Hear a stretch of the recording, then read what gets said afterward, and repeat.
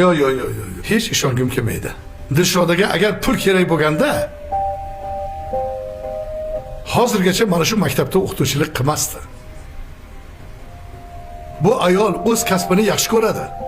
Mana shu jon jahdi bilan bolalarga jonini berib dars o'tayotganini o'zim ko'rganman. Undan keyin yana bir narsaki, darsdan keyin ham qolib, o'sha qiziqqan bolalarga yana dars o'tganini ham ko'rganman. Tekinga. Qayerdan olasizlar bunaqa gaplarni? Lekin shikoyat xatida 3 ta o'qituvchimiz bizdan pul talab qildi deb aniq yozilgan-ku.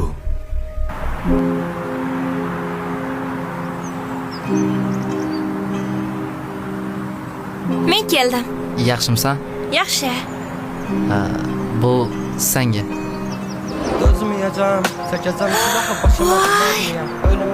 Kumushmi? Ha. Voy, buncha chiroyli.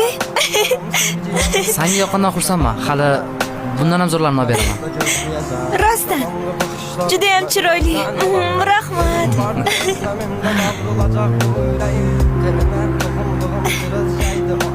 Chiroyli ekan. Mana dadasi. Rahmat. Men yo'g'imda hech narsa bo'lmadimi? Yo'q. Hammasi tinch. O'g'limiz o'qishlari yaxshimi? Yaxshi. Kundaligini tekshiryapsanmi? Ha. Doim 5 baho oladi. O'g'limiz juda ham aqlli bola. Uydaligimda o'g'lingni hech dars qilganini ko'rmayman-ku. Qanaqa qilib 5 oladi? Kechasi xonasida dars qilsa kerak. Endi kecha-yu kunduz poylamaymiz-ku. Men hammaga yaqinda bo'ladigan yangi konsertga tekinga bilet bermoqchiman. Gap yo'q. Qoyil. Rahmat. Faqat bitta sharti bor. Kichkinagina shart. Qanaqa shart ekan? Bitta arzimagan shikoyat xatini varoga qo'l qo'yib berasizlar bo'ldi. Ha? Qanaqa ekan? Hozir hammaga tushuntirib beraman. Ko'nisharmikin? Ko'nishadi. Ko'nishmay qayerga ham bo'ladi. 3 ta odam ko'nsa 7 ta qoladi. 20 tadan oshsa bo'ldi.